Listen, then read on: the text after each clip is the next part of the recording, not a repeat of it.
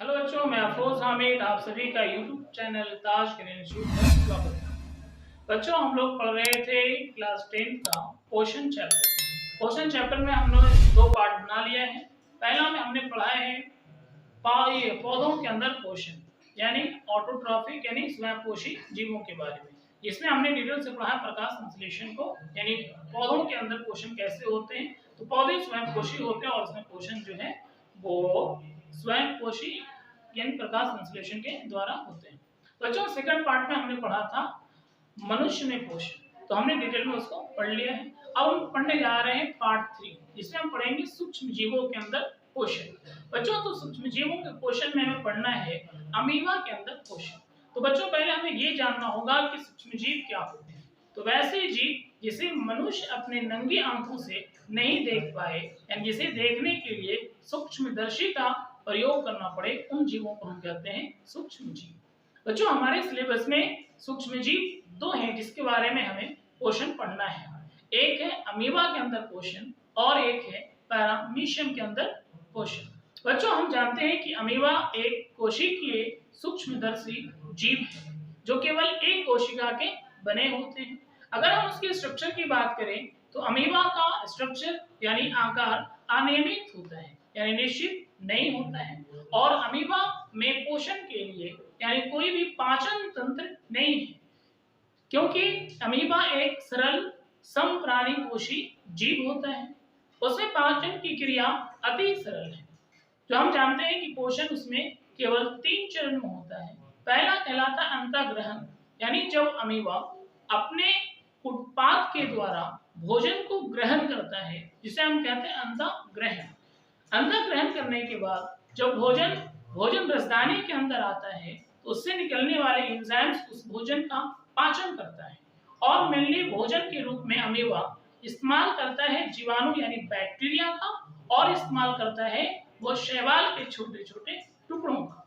बच्चों, जब पाचन हो जाता है भोजन रसदानी के अंदर, उसके बाद फिर अपचा भोजन को उसे अपने शरीर से बाहर करना होता है, जिसे हम कहते हैं बहिष्करण। तो पहला था अंतःग्रहण यानी भोजन का प्राप्त करना, दूसरा था भोजन का पाचन करना यानी अमीबा में पाचन, और तीसरा था अपचा भोजन को शरीर से बाहर करना यानी उसे कहते हैं बहिष्करण। बच्चों, तो ये अमीबा में 3 प्रक्रियाओं के द्वारा पोषण पूर्ण होता है। हम याद रखेंगे बच्चों कि अमीबा एक कोशिकीय सूक्ष्म जीव है जिसके आकार अनियमित होता है। अगर हमसे ये पूछा जाए कि अमीबा का आकार अनियमित होता है यानी निश्चित नहीं होता है, उसका मुख्य कारण क्या है, तो उसका मुख्य कारण है परिचलन अंग फुटपाथ, जिसे कहते हैं सीडोपोडिया। अमीबा जनरली वो जिस दिशा में उसे भोजन मिलता है उसी दिशा में वो अपना फुटपाथ यानी सीडोपोडिया का निर्माण करता है और उस भोजन को ग्रहण करता है। इसलिए हम कह सकते हैं कि अमीबा का आकार अनियमित होता है, किसके कारण? फुटपाथ यानी सीडोपोडिया के कारण। वो फुटपाथ बनता रहता है, फिर बिगड़ता है, फिर बनता है। कभी इस दिशा में फुटपाथ का निर्माण होता है, कभी इस दिशा में फुटपाथ का निर्माण होता है। इसलिए अमीबा का आकार निश्चित नहीं हो पाता है। तो बच्चों, अमीबा एक सरल समप्राणी पोषी जीव है, यानी ये परपोषी होता है, यानी अमीबा अपने भोजन के लिए अन्य जीवों पर निर्भर करते हैं। जैसे में ये सूक्ष्म जीव है, ये है बैक्टीरिया और शैवाल इत्यादि, इन सभी पे ये निर्भर करते हैं। बच्चों, तो ये हमने पढ़ा। अब इसकी जो पूरी डिटेल पढ़ेंगे हम अगले स्लाइड पे पढ़ने जा रहे हैं कि अमीबा में पोषण कैसे होता है और वो 3 प्रक्रिया क्या क्या है, हम डिटेल में पढ़ेंगे।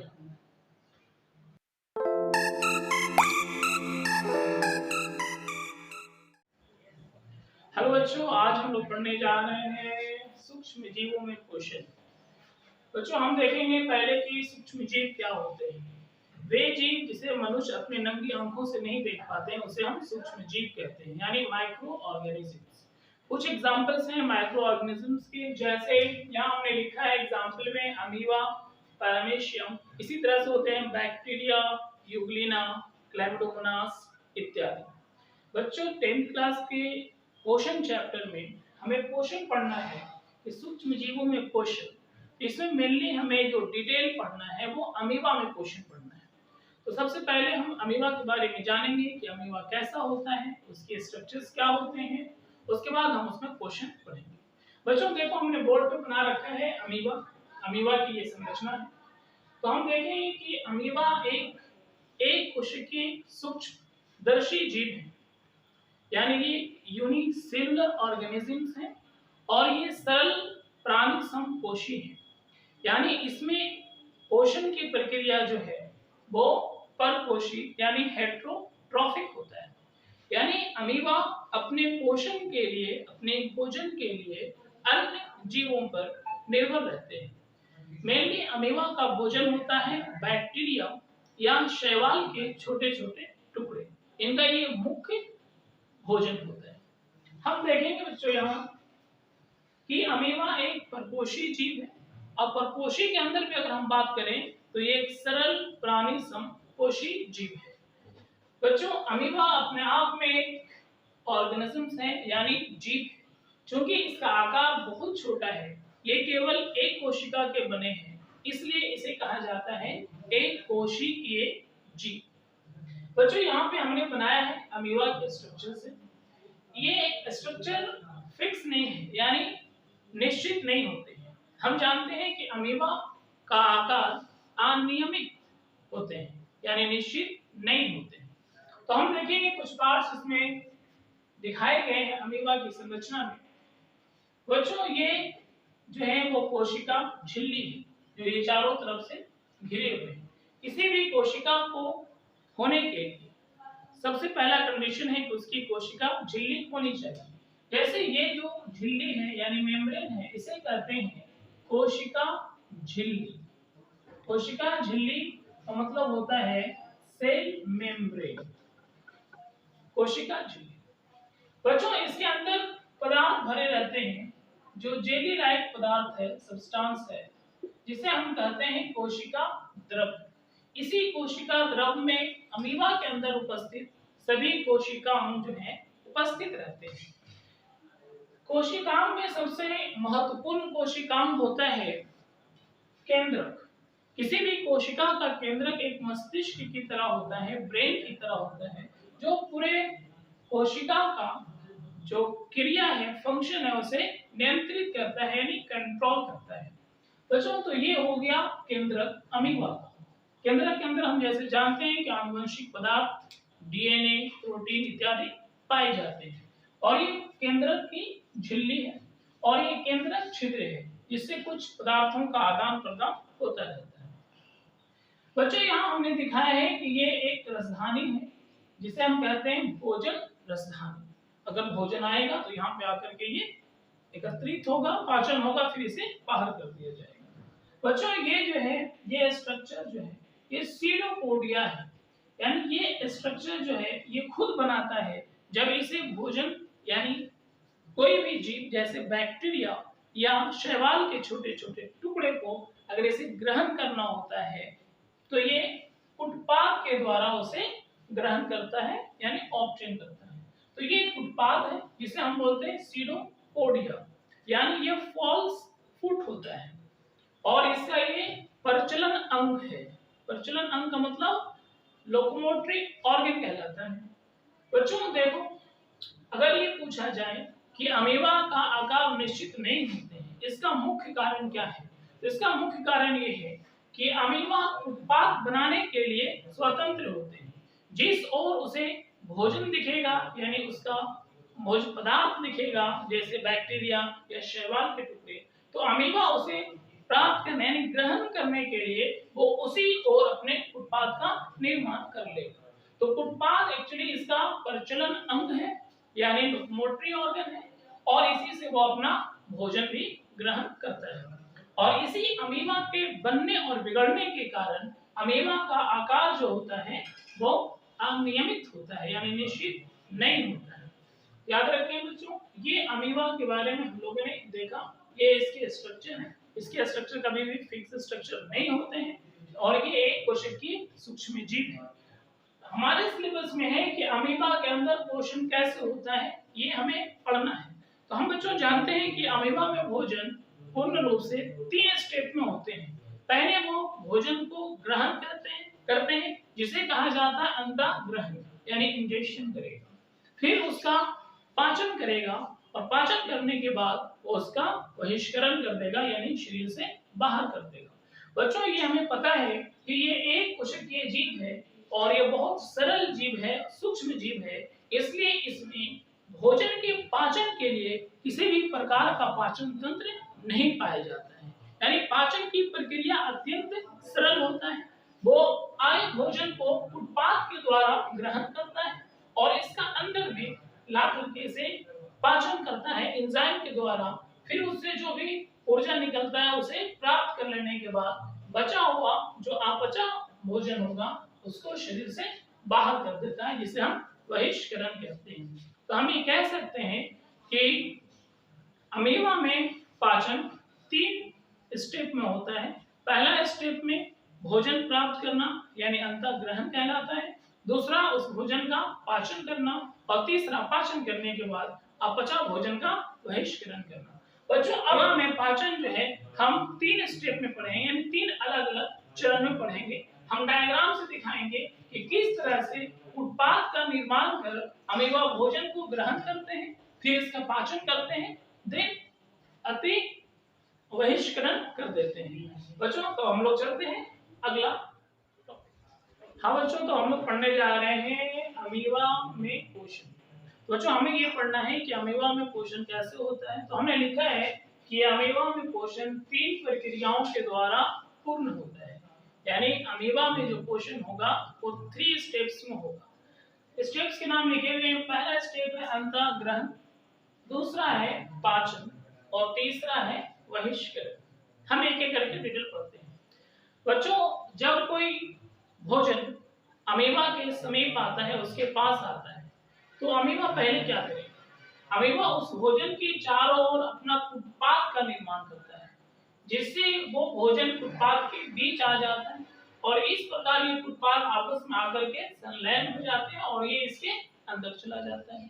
तो इस प्रकार जो है कोई भी भोजन अगर अमीबा के समीप यानी उसके पास आता है, तो अमीबा अपने उत्पाद के निर्माण द्वारा इसे अपने अंदर यानी भोजन रसधानी में ले लेता है। अब हमें पता है कि भोजन रसधानी के अंदर पाए जाते हैं एंजाइम्स जो भोजन का पाचन करता है। तो पहले ये समझे कि अंतःग्रहण का होगा। अंतःग्रहण का मतलब होता है कि अमीबा के पास आने वाले भोजन का ग्रहण करना, और वो किसके सहायता से होगा? उत्पाद की सहायता से। तो जब भी कभी बैक्टीरिया यानी जीवाणु या शैवाल के छोटे-छोटे टुकड़े अमीबा के समीप आता है, तो अमीबा अपने उत्पाद के निर्माण द्वारा इसे अपने भोजन रसधानी में कर लेता है, अंदर प्रवेश करा लेता है। तो उसे हम कहते हैं अंतःग्रहण करना, यानी ये भोजन का अमीबा ने अंतःग्रहण कर लिया। सेकंड स्टेप जो है वो है पाचन। अब जब अमीबा के भोजन रसधानी में भोजन पहुंच गया है, उसके बाद अब इस रसधानी के अंदर बहुत सारे एंजाइम्स होंगे जो एंजाइम भोजन का पाचन करेंगे। अब जब भोजन का पाचन हो जाएगा तो इससे जो बचा हुआ भोजन है वो आ जाएगा कोशिका द्रव के अंदर, वो उसमें जाकर के मिक्स हो जाएगा, घुल जाएगा। अब रह गया अपचा भोजन। तो अपचा भोजन को अब अमीबा के शरीर से बाहर करना होगा। तो बच्चों, हमें ये समझे कि पाचन क्या हुआ कि जब अमीबा का भोजन अमीबा के भोजन रसधानी में आता है, तो इस रसधानी के एंजाइम्स के द्वारा इसका पाचन कर लिया जाता है और उससे निकलने वाला जो पाचन बचा हुआ भोजन है वो आकर के इसके कोशिका द्रव में मिल जाएगा और अपचा भोजन अब शरीर से बाहर करना होगा, जो हम करेंगे तीसरा स्टेप में, जिसे हम कहते हैं बहिष्करण। बच्चों, अब बहिष्करण में क्या होता है कि जिस तरह से ये भोजन को प्राप्त किया था उत्पाद के निर्माण से, ठीक उसी तरह से फिर उत्पाद का निर्माण करेगा और इसके अंदर जो उपस्थित अपचा भोजन है उसे अपने शरीर से बाहर कर देगा। यानी वह प्रक्रिया जिस प्रक्रिया के द्वारा अमीबा अपचा भोजन को अपने शरीर से बाहर करता है, इसे हम कहते हैं बहिष्करण। तो बच्चों, ये अत्यंत सरल पोषण की प्रक्रिया है अमीबा के अंदर, क्योंकि अमीबा अपने आप में क्या है, एक सरल समप्राणी कोशी जीव है, जो एक कोशिकीय जीव है। इसमें किसी भी प्रकार के पाचन तंत्र नहीं पाए जाते हैं। जैसे हम लोगों ने पढ़ा था मनुष्य के अंदर कि मनुष्य एक उच्च श्रेणी के जीव है जिसमें एक विकसित पाचन तंत्र पाए जाते हैं, जिसमें हमने पढ़ा था आहार नाल के बारे में। इस प्रकार के कोई भी अंग जो है अमीबा में नहीं पाए जाते हैं, क्योंकि अमीबा एक कोशिकीय यानी यूनिसेलुलर ऑर्गेनिज्म है, इसलिए इसमें पाचन तंत्र के लिए कोई भी अलग से अंग उपस्थित नहीं है। तो ये अत्यंत सरल पाचन की प्रक्रिया करता है, जो तीन स्टेप में या 3 चरण में पूर्ण होती है। ये 3 चरण हमने दिखा दिया है डायग्राम से कि पहला में भोजन को प्राप्त करता है, जिसे अंतर्ग्रहण कहते हैं। पाचन को या भोजन को प्राप्त करने के बाद उसका पाचन करता है, और तीसरे स्टेप में कि अपचा भोजन को बाहर करता है, जिसे हम बहिष्करण कहते हैं। बच्चों, तो ये था अमीबा में पोषण, जो कितने प्रक्रियाओं में पूर्ण होगा, 3 प्रक्रियाओं में पूर्ण होता है। ये हम 2 चीज याद रखें कि अमीबा के अंदर किसी भी प्रकार का पाचन तंत्र नहीं है, इसमें सरल पाचन की प्रक्रिया होता है, और इसका जो मुख्य भोजन है वो है बैक्टीरिया यानी जीवाणु या शैवाल के छोटे छोटे टुकड़े। बच्चों, हमें पढ़ना था 2, एक अमीबा और पैरामीशियम। हम जानते हैं पैरामीशियम के बारे में कि पैरामीशियम भी एक यूनिसेलुलर यानी एक कोशिकीय जीव है, जिसके आकार क्या होते हैं, निश्चित होते हैं, यानी स्ट्रक्चर फिक्स्ड होता है, और वो चप्पल के आकार का होता है। याद रखें कि अमीबा में पोषण और पैरामीशियम में पोषण सेम होता है, और दोनों ही क्या होते हैं, सरल पोषण की प्रक्रिया। ठीक इसी तरह से उसमें भी अंतःग्रहण होगा, यानी पैरामीशियम में भी पहला चरण है अंतःग्रहण का, दूसरा है पाचन का, और तीसरा है बहिष्करण का। तो हम याद रखें कि अमीबा में पोषण और पैरामीशियम में पोषण दोनों में समान रूप से होते हैं।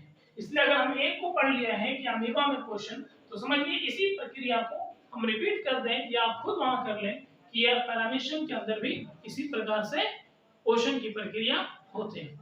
बच्चों, तो ये था सूक्ष्म जीवों में जो हमें अपने सिलेबस में पढ़ना था, सूक्ष्म जीवों में पाचन, और सूक्ष्म जीव में भी मेनली हमें पढ़ना था एक कोशिकीय अमीबा में और पैरामीशियम। तो अमीबा में हमने पढ़ा दिया कि अमीबा में इस प्रकार से जो है भोजन की प्रक्रिया